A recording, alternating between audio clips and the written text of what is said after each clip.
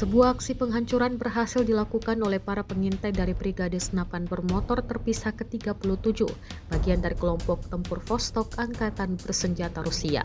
Rekamannya diunggah di Telegram Selasa 1 Juli 2025. Pasukan yang berasal dari Buryatia ini menghantam kendaraan pengangkut personel milik Ukraina yang diduga tengah membawa amunisi menuju garis depan di arah Donetsk Selatan.